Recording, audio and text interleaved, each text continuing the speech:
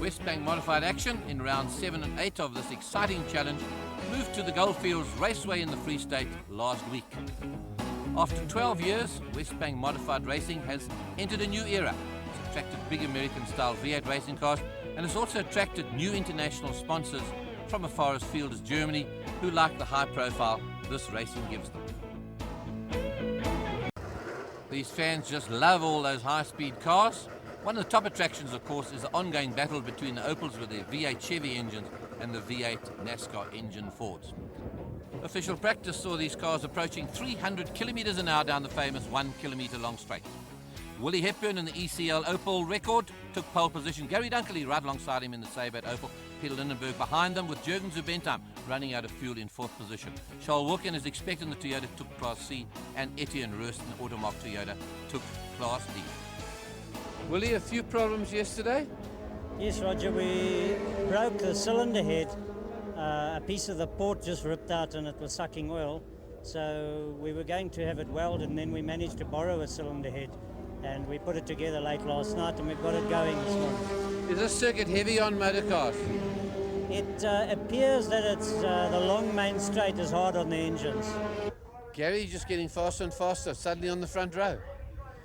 Well, the car's going pretty well here. Pete's fiddled around with it a little bit, and we seem to have got the things right now. Of course, this is a new engine, so in Cape Town we were a little bit worried. We didn't want to break another one.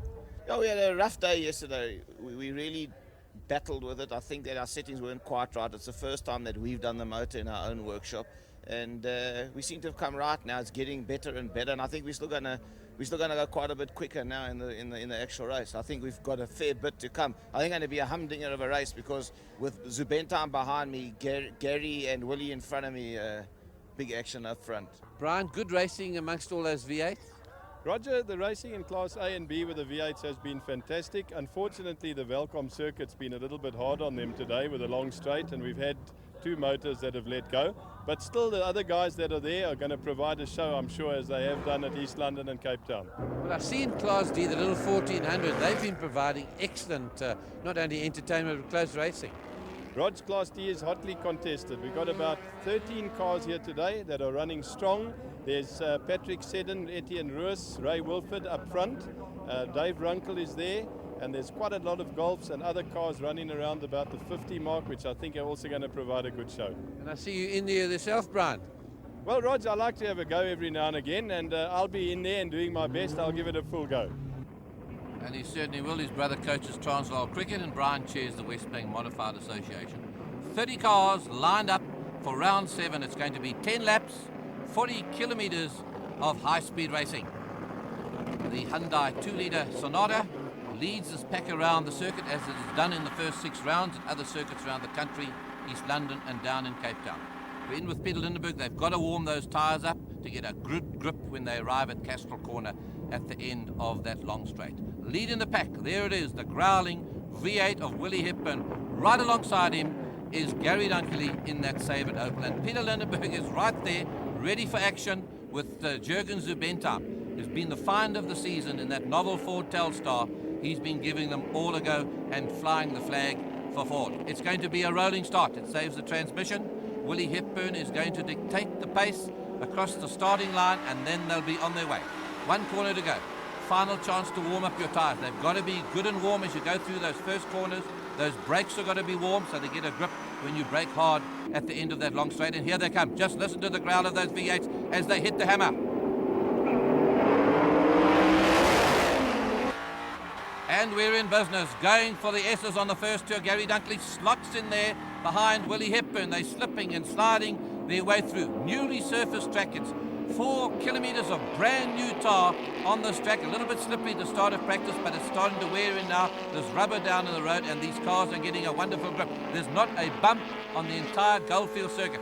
Here we are on that famous 1 kilometer straight, in with Patrick in the little 1400. Listen to that motor, hard at work. And the C-Class car of Sean Duckham, that's Pat's young son, comes hurtling past. Willie Hepburn onto the brakes to get into Castrol Corner. Still the same order with Gary Dunkley. Here's the Class C cars. Charles Walker leading the Toyota Sprinter right on his tail. He's got George Bezuidenhout in the Nissan. And here are the 1400s. And Willie Hepburn It's sliding. That big power as he boots it round these corners. The tail comes out as he starts to light up those tires. They're going round Conti. It's another one of these corners that go round and round here at the Goldfields Raceway. Willie Hepburn, a second and a half already on the first lap. But look at that battle for second position. Gary Dunkley has come alive this year. He loves these motor cars and is really giving a great performance at circuits all over the country. It's Hepburn, it's Gary Dunkley, Kirstetten of Opel of Lindenberg, and here comes the Telstar Ford of Zubenta. He's just hurtled there past Lindenberg. He's giving it everything he's got as he goes down to the S's. Throttle back, down the gears, they go down through there. It's hard work through this corner, as you can see. G-forces to the left, G-forces to the right, and then into this long sweep that goes on, and he nearly lost it there. That car nearly got away from Peter Lindenberg as he starts to foot it. So easy they can spin it. Sean Duckham decides the shortest way is across the S's is to go straight across the field. And those 1400s are giving it their all. There's Opels, there's Golfs, and there are Toyotas in there. Back alongside Seddon as he gets a draft along these, right on Etienne Roos's tail down the long. 1 kilometre straight onto the brakes, and it's Hepburn. Zubentham holds on to that third position. Growl of those big engines as he exits that corner, turns back on yourself as you come out of there, and accelerating went down towards Conti. Here's the 1400s. Seddon got the inside berth. He's done enough. He hasn't, as Etienne Roos just sweeps across his bow. Colin Clay's just behind him. There's Ray Wilford. Here's Kevin Caulfield. He's come from the back of the pack. There's Brian Cook heading along at a great rate. His former 9-hour winner. Brian's still in there and giving it his all in that 1400 and enjoying his racing. Here's the growling ECL Opel of Willie Hepburn, still just that second and a half ahead of Dunkley. It's Opel's 1 and 2, but the Ford is starting to be very much in evidence. As he comes round in the straight, watch them as they pour it on. The cars get sideways as they get upwards of 230 k's an hour past the start finish. As always, Wilkin hasn't put a wheel wrong. Brilliant driving this year by this young student from Pretoria, leading the Toyota Sprinter, but the Nissan is a lot closer than we've seen it. Hepburn now starting to take control of this race. He's up to 2.5 seconds. Lindenberg still hanging in there with Zubenta as they go round and round this sweep. You think you're going to fall off the road, and at last the straight opens up for you. Still Wilkin, but look at that Poseidon note in that Nissan Engine Exchange Centre is a lot closer than we've seen him all season. And Lindenberg's coming up on Zubentham. He's got troubles.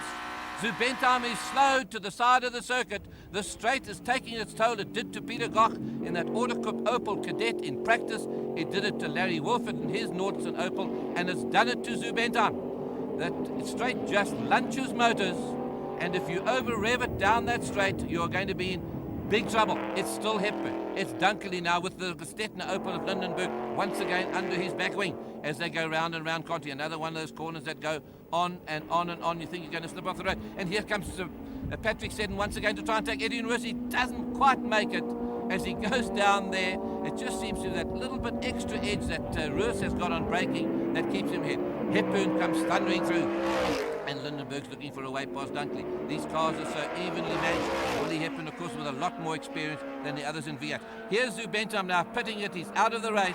What a great pity to come all the way from Cape Town to have something like this happen to you. And Lindenberg controlling. Look at that car trying to get away from him as he goes round that sweep, waiting for the straight. And Zubentham definitely very disappointed with that car giving him trouble, like as he talks to his engineer, Les Stevenson. The Automark Sprinter. He's still got the Nissan on his tail. He's only a second behind. He normally has it all to himself in Class C. And here's the 1400s, the Automark Toyota of Etienne Roos. Done most of the winning this year, has got Seddon. Then we've got Colin Clay. He's a C-Class car, beautifully turned out car. And that Power King Golf is in just in there behind him. Here's Wilkin now, and there is, that Nissan is there. It's going to be a threat at this and other races. Keith Carr's just behind him in that 6-cylinder BMW, sounding glorious as it makes away around this Goldfield circuit. Back with Seddon. Here's that toe again. He's moving out. He's still in still as he goes for the brake mark. You can hardly see that corner. It's like a mirage at the end of the straight. He's going to go for it this time. Has he got done enough? Has he braked late enough? He's going inside. Roos gets it again.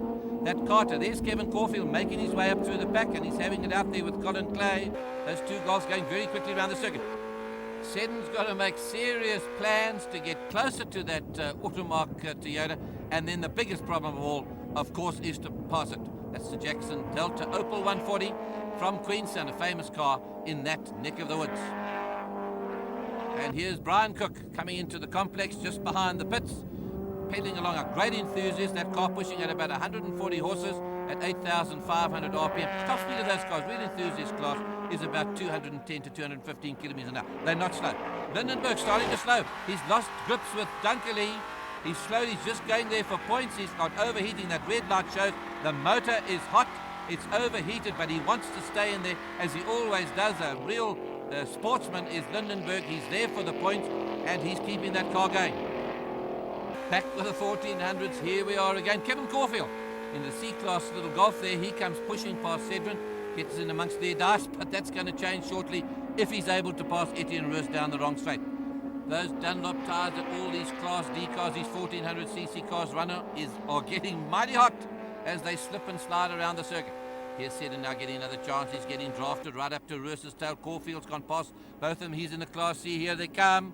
Roos's eyes on Caulfield's car. Who's creeping through on the inside? It's Patrick Cedrin. He's passed him and he's gone to the front of Class D. That hasn't happened too often this year. He's certainly been hunting at circuits everywhere in South Africa, but he's done it, and he's keeping his head down. Caulfield's ahead, setting the pace as he comes to the corner, and Etienne Roos, a true carter, real little racers, these carters, is back for more as he goes through. But look, Cedrin's gone wide.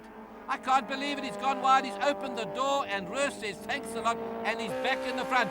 But he's got to stay in there. This race is starting to run out. He's running out of laps to be able to pass him. Caulfield's gone away from him there. Etienne Roos still got him on his tail. That Opel 140 is right in there, chiming along, and he's got to look for another way past. He's got to wait for that straight if he's going to get a toe down the straight. They're so similar going through these corners. Here they come again, one towing the other. You can see the draft you get. You can just settle back. There's nothing you can do about it in front. He just tows you along as they go down to the S's. Into top gear he goes. Does he lift? Just a lift for a fraction of a second. Powers on very high curves through on the left and right of this corner. And this is his second chance coming up. He's got to be right under his tail going down the straight. As he passes the clubhouse, he's got to pass it. And there's the clubhouse. He's in still as he comes down that long straight. It's like a mirage, the corner, way down at the end of the straight. Here he comes on the left-hand side of your picture. That yellow car's going to be Patrick again, and the Opel, is he going to do it? Caulfield in the meantime has got away. Has he done it? Roos is alongside him as they come out of there, and he's done it. Snedders gone through, but I think he's tipped him. His left back wheel actually tipped Etienne Roos. They came out of the corner. Desperate manoeuvres. They're starting to weave on the road as they go across the Conti Bridge into that right-hander, and he's slowing. Patrick Cedrin is slowing. Well, what bad luck. He's going across the belt. It's overs, Godovers. The car has got a puncture left a wheel. It's destroyed the back wheel as Willie Hepburn comes through to take his 6th win of the season, just ahead of Gary Dunkley in that Sabat Opel. And bad luck for two of the V8 competitors. Peter Lindenberg had to slow with overheating problems, and Jürgen Zubentheim out of racing for the day with mechanical ailments. Not quite sure what happened yet, but it's not repairable now. The car was getting better and closing on the guys. And the funny thing is, it was at relatively low RPM, 6,200, 6,400 RPM. It just let go and it started to miss. We're digging in the parts bin just over here called Larry Wolford's car. And we're going to swap radiators. He's going to lend us the radiator out of his car. We're going to put that in and see if that makes a difference. And hopefully that's the problem and we'll be in there. Willie Hepburn having his 6th win of the season ahead of Gary Dunkley and Peter Lindenberg. Charles Wilkin perfect score ahead of Carr and Caulfield. And in Class D, Roos, Wilford, Dave Runkle and Ryan Cook. Supporting this form of high-speed motor racing is Westbank, the Wheels Bank. A great effort made by the Peter Lindenberg team to get that Cassetna Opel back on the line as they strap in the radiator from Larry Wolford's Opel. 10 laps of action ahead of us on South Africa's fastest racing circuit as this field of 25 cars moves off behind the 2-litre Hyundai Sonata, a feature of Westbank racing around the country. Willie Hepburn once again going to dictate the pace. Gary Dunkley alongside him and Peter Lindenberg in the field and giving chase. Just listen to the thunder as they let go. We're in action as the light turns green and Lindenberg is pulling to the side. His throttle cable has broken. As the light turned to green, Lindenberg retired from this race, but Dunkley's given chase. So Charles Wilkin, he's in there leading that pack of Class C cars, and in with Patrick Cedrin. He started from the back of the grid because he retired from the first race. He's got to make his way up through these other 1400cc cars. As he comes there on Simon Grobler from the airways, he's just ahead of him. Here they come down, breaking down on the inside, and it's George Mazadino giving a very good performance himself, Late braking going in there. Seddon hasn't started to show yet. He's got about 6 of these cars ahead of him already, but he's got to keep his foot down during these 10 laps. And Dunkley, a lot closer this time, giving chase. They have been lapping at 3 seconds under Willie Hepburn's previous lap record, so these cars are certainly hauling around this high-speed circuit. There's Seddon, giving chase. He loves it, being in the pack, picking one car off after another. And another dice has developed. Keith Carr in the BMW is ahead of the Nissan Engine Exchange Centre of George Bezuidenhout, and that's a big fright for George. Still with Wilkin in front of that class, but these other two are certainly having a battle royal. Dave Runkle has got Micro from the coast on his tail, and Patrick Seddon is ready to pick them off, probably just behind them. Here he comes now, looking for a place to go. Goes wide, tries to go on the inside as Rowe locks a wheel through there. They go across the starting grid and start to accelerate. That C-Class car's got more acceleration. And Etienne Roos is starting to get away. Seddon needs to get past these other cars quickly to get onto his tail. Is anybody going to catch Wilkins and that sprinter in Class C? There's George Bezuidenhout now has got ahead of Keith Carr. And that's going to be a battle if ever there was one. Here's the C-Class, the D-Class cars again. Patrick Seddon is in that pack. He needs to get past these cars quickly. Roos is getting further and further away. There he is, tucking in behind one, and then the other's coming up, and Dave Runkle from Cape Town on the right-hand side. Beautifully turned out little Opel Cadet as they go onto the brake marks, 100 metres down to 50 metres. Inside, Michael Rowe locks the wheel. He comes from Port Elizabeth. Nicely turned out little Golf, that one. Locked a wheel, and they were all over the road, as you see Seddon, trying to avoid Runkle. He's got him in his sights. He needs a tow, as the Clay goes past him as well. And Keith Carr is staying ahead of that Nissan of Bezuidenhout as that 6-cylinder BMW takes on the 16-valve Nissan. Here's Willie now, grunting his way towards us, and Dunkley's still very much in evidence. Willie Hepburn built both these motor cars, 650 horsepower they're making. Still looking, getting further ahead, and there's other two. Who's ahead? It is the Nissan ahead of Carr. They're finding places to pass each other down the long straight and through these tight corners of the back section of the Goldfields Raceway. It's still the Nissan in front as they take those engines right onto the rev limit at 8,500 RPM. They are really spinning those motors. And back with the 1400s. He's picked off the green car of Dave Runkle. He's got past Grobler. Here comes on Ray Wolf in the little race speed Golf. He's got him as he goes down to the brake markers. He's ahead of him. Etienne Roos is about a second and a half ahead of this pack, and it's going to be that for the final order. Roos, Seddon, Wolford and Runkle, and there they go through Castrol Corner on their way to the flag. Class C is going to be the sprinter. Hasn't put a wheel wrong all season ahead of Bezuidenhout and Keith Carr. And Willie Hepburn, sliding into view, is going to have his 7th win of the season. He's only been beaten once by that Ford Telstar of Zubenta. Here he comes, thundering down towards us, and Gary Dunkley not far behind, about a second and a half behind him. I wasn't having an easy time of it, but I was a bit nervous, and I've had so much trouble with the car this weekend. I was just worried that something might go wrong. 2 wins for the day for Willie Hepburn in Class B ahead of Dunkley. Charles Wilkin, as always, takes Class C, and then it was Etienne Roos ahead of Seddon, Wolford and Runkle in Class D.